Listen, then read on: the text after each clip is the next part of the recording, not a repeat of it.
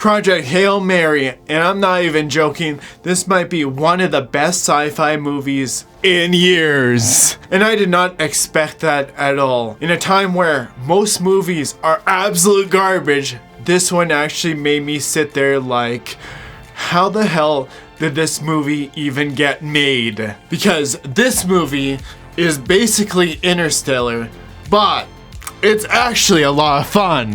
Project Hail Mary follows Rylan Grace, a middle school science teacher with a PhD in molecular biology and a wild theory that life doesn't need water. When a global crisis leader, Eva Strat, recruits him, Grace helps breed astrophage, a star-eating microbe, into the ultimate fuel source. He's sent on a desperate one-way mission to this mysterious star untouched by the astrophage, and his goal is to uncover why it's immune and find a way to stop the dimming and beam the solution back to Earth before an ice age wipes out humanity. Grace here must science the crap out of an extinction level threat here. The positives to this film: Phil Lord and Christopher Miller did an exceptional job directing this film, and I'm still blown away that this film exists in a sea of crap. Honestly, I'm just blown the hell away. And I was looking at the ceiling the night I watched it, and I was just thinking to myself, how did this film come into existence? Just something about it that was just exceptionally fun for once. The cinematography in this film by Greg Fraser shows off why he's one of the best. This isn't just a cookie cutter basic shot film.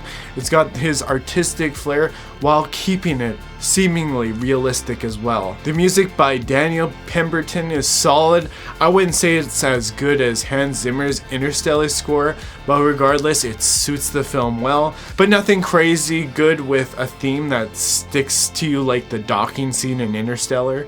And I was trying to figure out what happened to Drew Goddard after he made that awesome Netflix Daredevil series, and homie here is adapting Andy Weir's book, and my golly, time well spent. Dirty.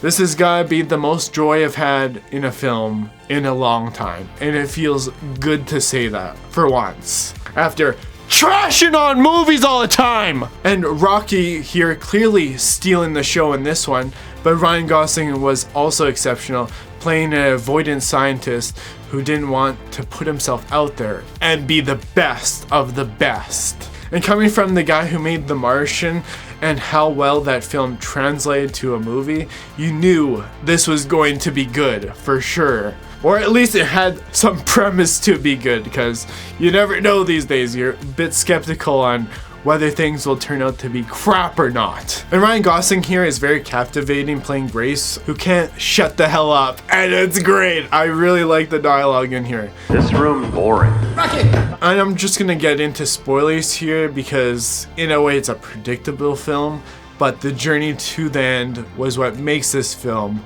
completely worth it. And I did really enjoy how this story is told from his present time and then going back to the past of how he came to be onto the ship. Grace here wakes up to these two astronauts dead, and he's alone on this journey to the star. And then he meets up with another ship, and this is where he meets Rocky. As soon as he would move the ship just a little bit, Rocky would move his ship as well, the same part. That was just really funny. I really enjoyed that. And then Rocky here just throws his little package, and it was obviously too fast the first time, and then he throws it even slower the second time, and Grace here is like, yeah, he thinks I'm stupid. And I'm like, yeah, he definitely does.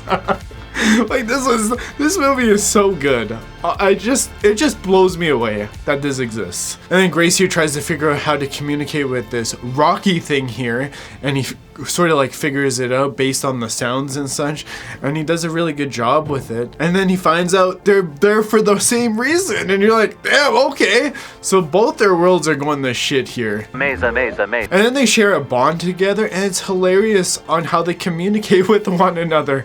And since Rocky basically sees, I would say, how Daredevil sees, he can pick up on Grace's communication from a distance. That is where he is. Hello, Grace. He's right here. Hello, Grace friend. Okay. Just the way this story progresses and they just communicate and they get on each other's nerves and such, and it's really good because that's realistic. Even your best friends, we have arguments with. We don't agree with everybody. Like, say, my best friend, I don't agree with him on everything, but we do agree on a lot of things, and it just makes this little banter and such so good. And that's what makes it feel so realistic. And then we got little Rocky here. He's making diagrams and such, and he's pretty good. And then he makes fun of Grace's diagrams because he does a shitty job, I guess. And the whole bonding between these two is what truly makes this film complete perfection. Rocky's atmosphere is very different than our atmosphere, so he has to use this protective barrier so he doesn't get the bye-bye, turn it off for sure. So when they have to get the sample from this Petrova line from a close planet they call Adrian here and collect the astrophage predator eater, because Rocky didn't have the equipment to do so, and that scene was just absolutely wild. That scene really had you at the edge of your seat when Grace gets knocked out by the ship's centrifugal force here, and it completely gets out of control, and Rocky has to get out of his protected barrier here to keep Grace alive and make sure the ship survives, essentially. And I was like, damn, that's a true f***ing friend! And he saves Grace while sacrificing himself. But wait, nope, that cute little Rocky comes back! God damn right! That's what a feel-good movie does. This is the shit I want. I wanted that so damn badly. I was like, damn, Rocky is back! The bond between these two was so awesome. It kind of reminded you of like Interstellar with Lars, essentially, but Rocky just seems to have a lot more character to him, so I think he's a better character than Lars from Interstellar, but that's just my opinion. And the scene when they're leaving each other, it was like saying goodbye to your best friend, and I was like, damn, this shit is sad. And as you watch this film, you went on this journey with them to only see them say goodbye. And you're like, damn, right in the feels here. Then Grace finds out that the astrophage predator leaks getting rid of your astrophage to use as a fuel source. He thinks to himself, oh, that means all of Rocky's astrophage is gonna be leaking the hell out and he's gonna be toast. He's gonna be cooked in space there. And you're like, damn, why does he gotta do this shit? And so Grace here sends the samples back to Earth and he reunites with Rocky! You're like, hell yeah! This was the best shit ever! You got so enthused to see these two reunite. You're like, damn, I got to see these two butt buddies together once again. And I was just blown the hell away here. And this shit was so damn great. And it's like, how the fuck do you want to cry over a damn rock and this relationship? You're like, god damn, this is awesome. And in the ending with Grace staying with Rocky at his home planet, Arid I think it's called, and teaching more little Rockies, that shit was awesome. I love that shit. And this movie just made me laugh way too goddamn much. Dirty, dirty, dirty, dirty. And I'm thinking to myself, this is what's been missing in Hollywood so damn badly. Fun. Characters that you can get emotionally attached to and feel for them. You felt for a damn rock, of all things. You felt for this rock as it was just dying essentially to the atmosphere. And you're like, oh my god, and he's saving Grace here. It's like, damn, this Rocky thing is the best. I love that damn thing. And there's also a part where they go back to the past before the ending here, and the scientist explodes and Grace has got to take his place, and he's like, no, I'm not going to, this goddamn star. And they force him to go to sleep in a damn coma.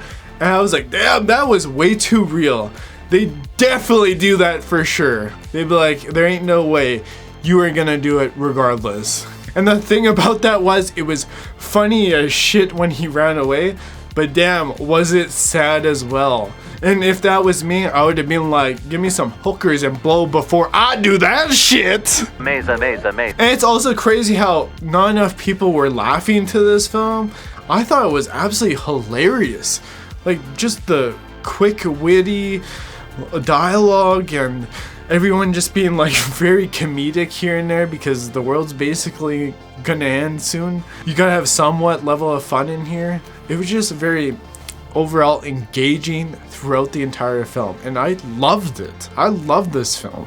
I don't know if people are just afraid to laugh or are they just dead inside, because goddamn, it's gotta be one of the two. I think there was like a few people laughing here and there, but like me and my buddy here, we were just like giggling the entire time. There was a lot of just funny moments between Grace and Rocky, and even the whole crew before in Grace's past. There's a lot of good moments in here that I loved about this film. There's just so many good scenes where you're just like, yeah, this, you know, you'd probably do that. You'd probably feel that way. There's a lot that Grace has to think about even when he's put in these certain situations where he's like, I don't know if I can do this. He's scared to do it. You kind of have to go on this adventure with him, and you're like, damn, I'd be scared of that shit too. But if you had no choice, you might as well go for it. And this film also has such great pacing. It has this roller coaster ride of emotion. It's just absolutely wild. The happy, sad moments were absolute perfection, I gotta say. The negatives to this film, I would say the score could have just been a little bit stronger overall. And it's honestly one of my biggest complaints about the film, besides this queen girl boss here running the show to save the damn world. And I'm thinking, well, she's basically a dude with how stoic she is. And I was like, damn, okay, well, I don't completely buy it if that was the case. I don't think a chick would be completely running this. Despite everything, it's still a good movie. Overall, this movie gets an 8.5 out of 10. It's very close to Interstellar, but it's still below it because you got Hans Zimmer, Christopher Nolan making something that was just so damn epic. It was awesome at that time, and I do think critics were way too harsh on that film because I do think Interstellar is the better film. But this film is good regardless. I don't even care what anyone says. This film is a must-see for sure. And I'm just absolutely blown away at how fun this film was. It was just very exhilarating. Every moment and these emotional moments were just all fantastic. They just absolutely nailed this film. This was the friendship to the end. When you got a homie like that, cherish them and they'll do anything for you, for sure. And if there's really anything you get out of this film is don't be afraid, have faith, have courage, and most of all, true friendship never dies. This film completely destroys Sinners and one crap after another in comparison. Those films are absolute trash. This is the film I'm talking about. This is a film that wins Best Picture because it gets you right in the feels. This is what I'm talking about. This is a contender for the Oscars. Not One Crap After Another or Sinners. Those films are trash! That's the video, guys. If you like this video, like, comment, subscribe. And if you did like this video, go bye-bye, turn it off! Amazing, amazing, amazing.